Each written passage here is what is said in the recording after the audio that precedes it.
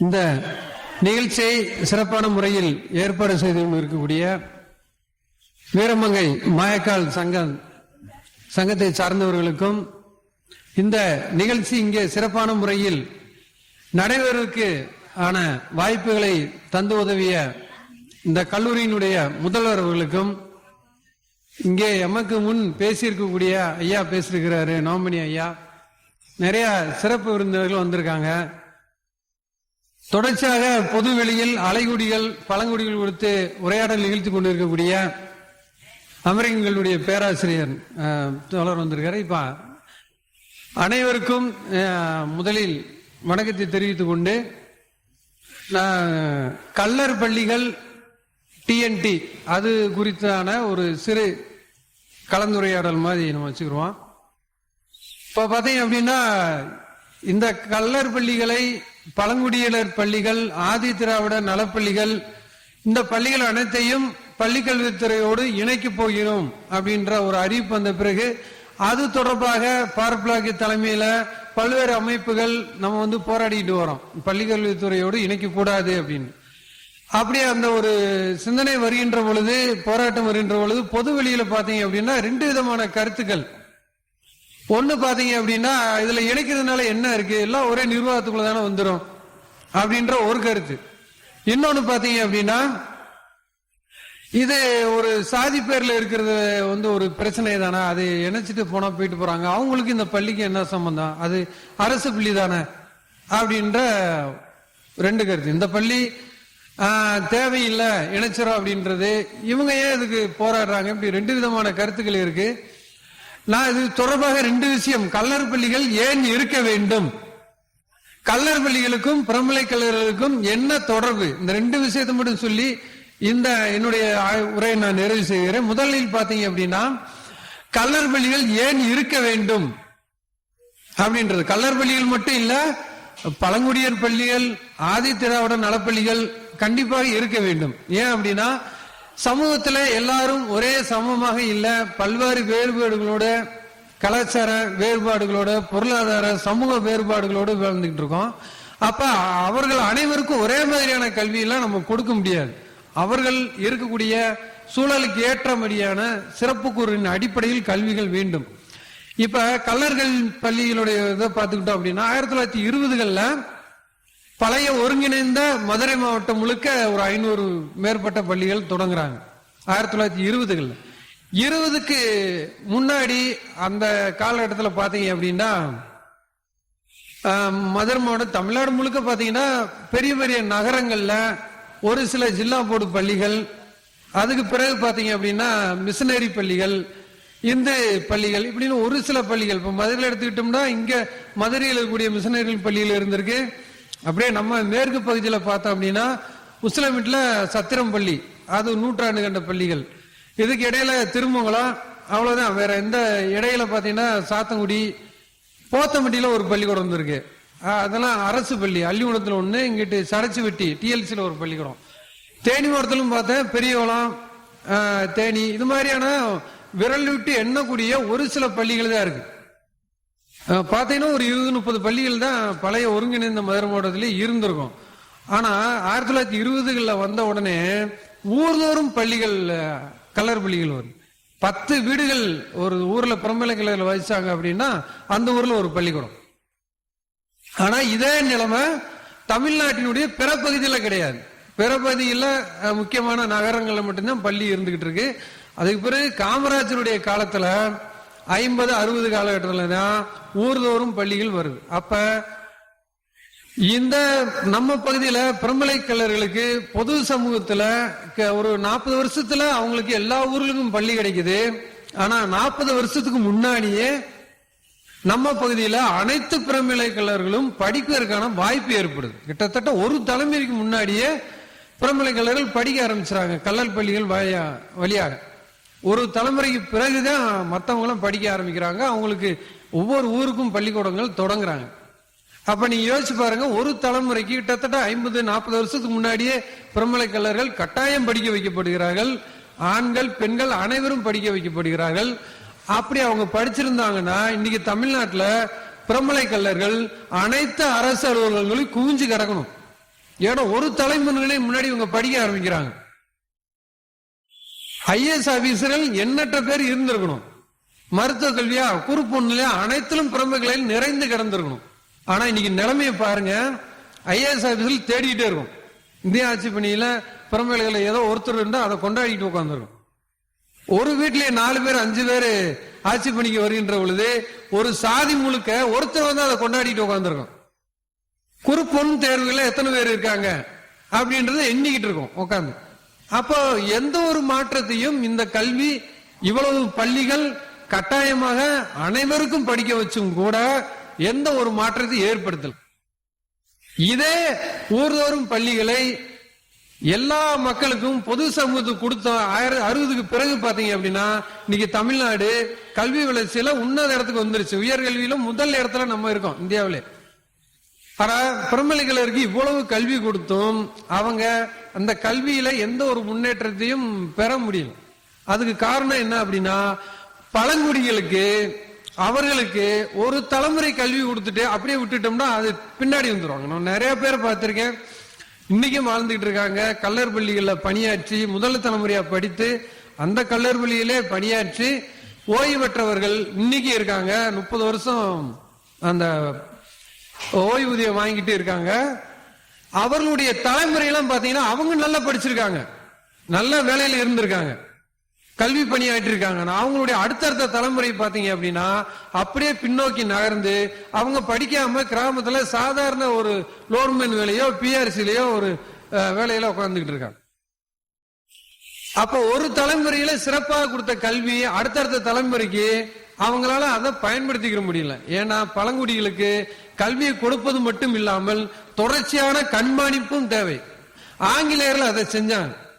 அவர்கள் இங்கே 47 வரையில் இருக்கின்ற வரையில் கல்லர் பள்ளிகளை சிறப்பாக நடத்தினாங்க. ஒரு மாணவனை அட்மிஷன் போட்டு சேர்த்துட்டான் அப்படின்னா அவன் 5ஆம் முடிக்கிறது வரைக்கும் அவனை கண்காணிக்கிறான். படிச்சு முடிச்சிட்டானா அவனை உடனே சொல்லி கல்லர் போர்டிங்னு ஒண்ணு வச்சிருக்காங்க. இந்த கல்லர் போர்டிங் என்னன்னா மதுரை மாதிரியான நகரங்கள்ல உயர்கல்வி படிக்க அனுப்புவாங்க. இப்ப மதுரையில சென்ட் மேரிஸ், சென்ட் ஜோசப் அப்படின்ற பள்ளிகள், அது போர்டிங் ஸ்கூல். அன்னைக்கு நிலைமை பாத்தீங்கன்னா மிக உயர்ந்த பொருளாதாரத்தில் உடையவர்கள், உயர்ந்த சாதியை சேர்ந்தவர்கள் படிக்கக்கூடிய இடம். அதுல பிரமலைக்கழகர்கள் வந்து படிக்க வச்சிருக்காங்க போர்டிங் வச்சு. இது மாதிரி திண்டுக்கல்ல இருந்திருக்கு, எல்லா ஊர்களையும் இருந்திருக்கு. இல்ல எனக்கு படிப்பு வரலையா, அப்ப நீ தொழில் கல்விக்கு போ அப்படின்னு சொல்லி தொழில் கல்வியை படிக்க வச்சிருக்காங்க.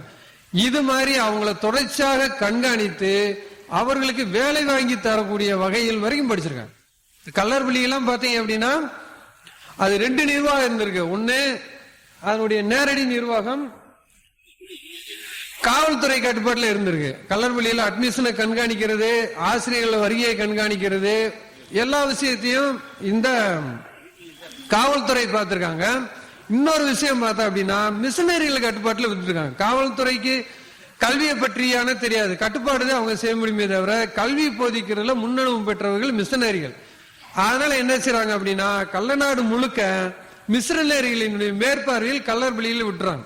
அதான் ஆர்சி கல்லர் பள்ளி, சிஎஸ்ஐ கல்லர் பள்ளி, இப்படித்தான் கல்லர் பள்ளிகளுக்கு பேரே இருந்தது.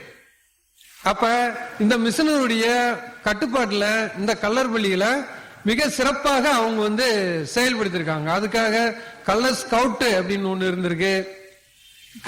பள்ளிக்கு மாணவர் வரல அப்படின்னா அவங்க பெற்றோர்களுக்கு வந்து தண்டனை. இந்த கல்லர் பள்ளி ஆசிரியர்கள்லாம் அதை பத்தி விரிவாவே எழுதியிருக்காங்க. இன்னைக்கு கண்டிப்பா படிக்கணும். வடக்கம்பட்டியில ஒரு அந்தோணி கருப்பு தேவர் அப்படின்னு ஒரு மிக பழமையான கிறித்தவர், அவரை பார்க்கிறப்ப என்ன சொன்னார் அப்படின்னா, வில்லுப்பாட்டை பாட்டை மாத்தி எழுதி எல்லாரையும் நாங்க ஸ்கவுட்ல சேர்த்து அவங்கள படிக்க வச்சோம். காவகாக்க போகாதீங்க, தேவமாரே காவகாக்க போகாதீங்க, பள்ளிக்கூடம் வாங்க அப்படின்னு சொல்லி நாங்க எழுதி அவங்கள படிக்க வச்சு நாங்க வந்து பள்ளிக்கூடத்துக்கு வர வச்சோம் அப்படின்னு சொல்றாங்க. அப்ப ஒரு கட்டாய கல்வி, அவங்க படிக்க வரலன்னா மாணவர்கள் பள்ளிக்கூடத்துக்கு வரல அப்படின்னா பெற்றோர்களுக்கு தண்டனை விதிக்கிறது ஒரு நுணுக்கமான அமைப்பை வந்து அவங்க செயல்படுத்தியிருக்காங்க. 47க்கு பிறகு பாத்தீங்க அப்படின்னா இந்த நிலைமை மாற தோணுது. ஒரு சிறப்பு கவனம் அரசு செலுத்தல, அது ஒரு வழக்கமான ஒரு பள்ளியாவே இருக்கட்டும் அப்படின்னு சொல்லி அரசு பள்ளி கல்லர் பள்ளிகள் அரசு பள்ளிகளாக மாறிடுது. மாறின பிறகு எல்லா பள்ளிகளும் எப்படி நடைபெறுமோ அதே மாதிரி கல்லர் பள்ளிகள் நடத்த ஆரம்பிச்சிடறாங்க. அதனால நம்ம பகுதியில் பாத்தீங்க அப்படின்னா கல்லர்களுடைய படிப்பருடைய எண்ணிக்கை மிக குறைஞ்சு சராசரி பள்ளியாக மாறி வருது. இது ஒண்ணு. ஆகையினால கல்லர் பள்ளிகள் கண்டிப்பாக இப்ப இருக்கக்கூடிய நடைமுறை மாதிரி இல்லாம, நான் கல்லூரியில நிறைய பாக்குறேன், அதிகமான இடைநிற்றல், நின்று படிக்காம போயிடுறது, பனிஷ்மெண்ட் டிசியை கொடுத்து அனுப்புறதுல இன்னைக்கும் அதிகமான கல்லர் மாணவர்களாக இருக்கக்கூடியதா நான் பாக்குறேன். ஆகையினால சிறப்பு கூறின் அடிப்படையில் இவர்களுக்கான பிரச்சனைகளை முன்னுணர்ந்து அதை சரி செய்யக்கூடிய வகையில் கல்லர் பள்ளிகளை மேம்படுத்தி அதை பாதுகாக்க வேண்டும், அந்த பள்ளிகளை வளர்த்தெடுத்து செல்ல வேண்டும் என்பது நம்முடைய தேவை. அடுத்தது பாத்தீங்க அப்படின்னா கல்லர் பள்ளிகளுக்கும் கல்லர்களுக்கும் என்ன தொடர்பு அப்படின்றது, ஆங்கிலேயர்கள் கல்லர் பள்ளிகள் தொடங்க வேண்டும், குற்றப்பரம்பரை சட்டத்தை மட்டும் வைத்துக்கொண்டு காவல்துறையை மட்டும் வைத்துக்கொண்டு இந்த மக்களை தங்களுடைய வழிக்கு கொண்டு வர முடியாது என்று முடிவெடுக்கின்ற பொழுது கல்வியை அவங்க அந்த வளமை அரசியல் அப்படின்னு சொல்லுவாங்க, கல்வியை பயன்படுத்தி அவங்க அதன் மூலமாக இவர்களை ஒரு அரசுக்கு கட்டுப்படக்கூடிய ஒரு குடிமக்களாக மாற்ற அவங்க முயற்சி பண்றாங்க. அப்ப என்ன செய்யறாங்க அப்படின்னா ஊர்தோறும் பள்ளிகளை தொடப்போம், இவங்களுக்கு கல்வி கொடுப்போம் அப்படின்ற முடிவெடுக்கிறப்ப ஒரு பட்ஜெட் போட்டு கல்லர் பள்ளிக்கு இவ்வளவு நிதி அப்படின்லாம் அவங்க ஒதுக்கியெல்லாம் செயல்பட கிடையாது.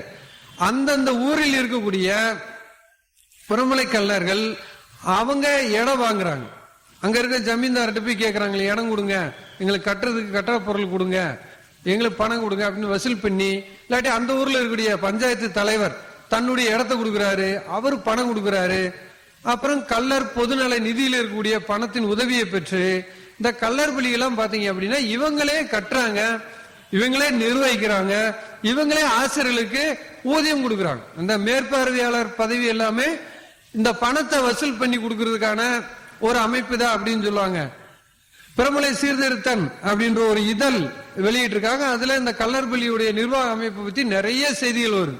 அவங்க எப்படி பள்ளிக்கூடம் தொடங்கினாங்க அப்படின்றதுல இருந்து ஒவ்வொரு மாசம் அதுல அறிவிப்பு வருது. இப்ப சிந்துவட்டி டேஷன் வரும், சோழந்தான் டேஷன் அப்படின்னு போட்டு அதுக்கு கீழே இருக்க ஊர்களை பட்டியலிடுறாங்க.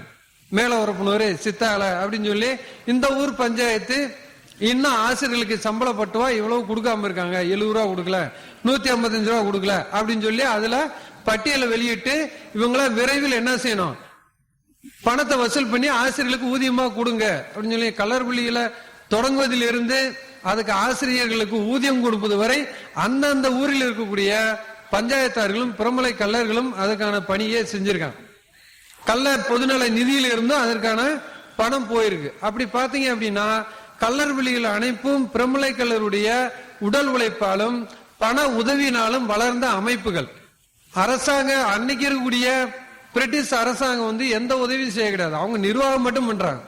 இன்னும் சொல்ல போனா செக்கானூர் பள்ளி பாத்தீங்க அப்படின்னா ஒரு 14 ஏக்கர் இருக்கு. இன்னைக்கு அந்த பள்ளியினுடைய பட்டா எடுத்து பாத்தீங்கன்னா கல்லர் காமன் பண்டு காரியதரிசின்ற பேர்ல இருக்கு. ஆனா அந்த பள்ளியினுடைய நிலத்தை அரசு துறைகள், பல்வேறு அரசு துறைகள் போட்டியிடுது, எவ்வளவு நிலம் ஏன் வச்சிருக்கீங்க, எனக்கு கொடு எனக்கு கொடு அப்படின்னு.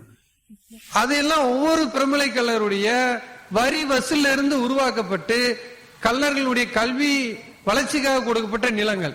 ஆனா இது எதையும் கவனத்தில் கொள்ளாம அரசு அப்படின்ற பேர் அந்த பள்ளிகளில் இருக்கு அப்படின்றதுக்காகவே இது அரசு பள்ளி தானே, நீங்க ஏன் பிரச்சனை பண்றீங்க அப்படின்றாங்க.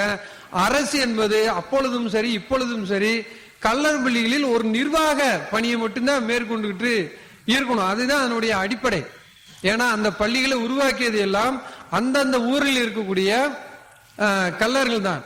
அந்த அடிப்படையில் பார்க்கின்ற பொழுது கல்லர் பள்ளிகள் கண்டிப்பாக ஒரு சிறப்பு கூறின் அடிப்படையில் கரெக்டு காட்டுக்கு ஏத்த முரட்டு மம்முட்டின்னு ஒரு பழமொழி சொல்லுவாங்க. ஒரு மம்முட்டியை வச்சு எல்லா நிலத்திலும் நீங்க வேலை செய்ய முடியாது, பொதுவான கல்வியை எல்லா சமூகத்துக்கும் கொடுக்க முடியாது, சமூகத்துக்கு ஏற்ற இடத்துக்கு ஏற்ற கல்வியை தான் கொடுக்க வேண்டும். அந்த வகையில் கல்லர் பள்ளிகள் சிறப்பு கூறின் அடிப்படையில் பிரமல கல்லருடைய அவர்களுடைய நிலை பொருளாதார இதை உணர்ந்து அதற்கேற்ற வகையில் அது செயல்படுத்தப்பட வேண்டும். கல்லர் பள்ளிகள் என்பது அவர்களுடைய உழைப்பால் வளர்ந்த ஒரு நிறுவனம். அந்த நிறுவனம் குற்றப்பழங்குடி சட்டத்தினுடைய கொடுமைகளையும் மடுக்களையும் தாங்கி நிற்கக்கூடிய ஒரு நிறுவனமாக இருக்குது. அதை பாதுகாக்கப்பட வேண்டியது, வளர்த்து எடுத்து செல்லப்பட வேண்டியது காலத்தின் அவசியம் என்பதை வலியுறுத்தி இந்த வாய்ப்பளித்த அனைவருக்கும் நன்றி கூறி விடைபெறுகிறேன். நன்றி, வணக்கம்.